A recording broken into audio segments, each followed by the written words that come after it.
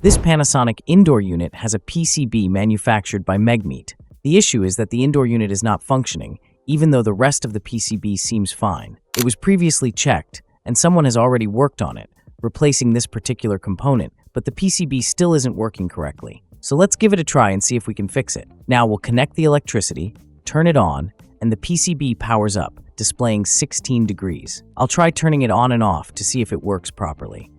Yes, it turns off completely, and now I'll turn it back on again. The PCB turns on and is working properly, but the motor isn't functioning. So, we'll check the motor's connection points to troubleshoot further. Here, if the indoor motor is a DC motor, extra caution is needed. First of all, it's important to check the old motor to ensure it isn't jammed. If it's jammed for any reason, it's likely damaged, and replacing it is a better option for proper functioning. The second point is that when trying to repair the PCB, you should not install the new motor directly. If you install a new motor and test it with a faulty PCB, there's a chance that the new motor could burn out. To avoid this, it's essential to first check the PCB, and once it's verified, then install the motor. We'll also test whether the proper electricity or voltage is coming through. Looking here, it's a DC fan, and the connections are labeled DC positive, ground, 15 volts, FG and VSP, the voltage that operates the motor, and FG for feedback.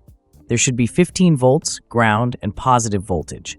First, we'll check if the ground is getting 320 volts or not, and we see 326.6 DC volts here, which means this connection point is fine, and there is no issue. The next is pin number 1, with pins 2 and 3 empty, and pin 4 is ground, so we'll check that again. For pin number 5, we're not getting 15 volts. The next is the feedback pin, FG, but we'll skip checking this because feedback only comes when the motor is running and sends return voltage to the PCB.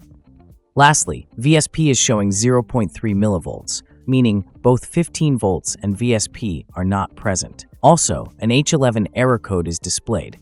The reason for the H11 error is that the indoor unit is not installed, which is why this error code is appearing. This voltage regulator installed here is an SMD voltage regulator, and its number is 78L15L. Now, pin number 1 is the output pin, from which we get 15 volts.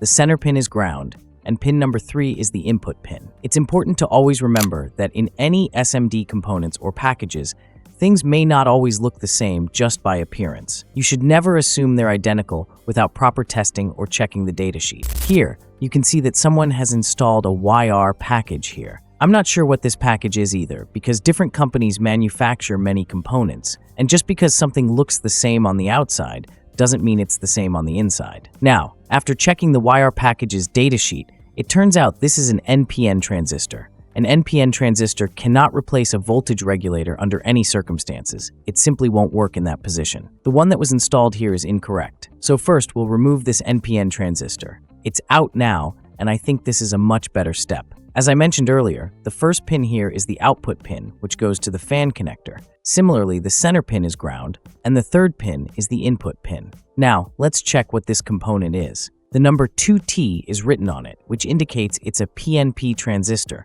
often used for different purposes. However, it's severely damaged. Next, I'll connect the PCB to electricity again, and it has powered on successfully. Now we will check whether this transistor is working properly or not. So I'll test it here. The center point is ground, and let's check the output at the connector, where we're getting 18.63 volts. If we are getting 18.63 volts here, then the job of the voltage regulator is to regulate this to exactly 15 volts at the output. So I'll turn off the PCB again. At the moment, I don't have an SMD package for the voltage regulator, so I'll test the old one once, as it might still be working, and the issue could be coming from elsewhere. I'll clean the old package and try to reinstall it. Using a hot gun, I'll install the package again, and I'll clean the pins to ensure no pins are shorted or connected improperly. Now, we'll confirm whether the voltage regulator is working or not. I'll connect the power again and check the ground and output. We're still not getting 15 volts here. Instead, we're getting 18 volts, which means the voltage regulator is not functioning correctly. So I'll remove the regulator, disconnect the power, and take out the package again. It's out now.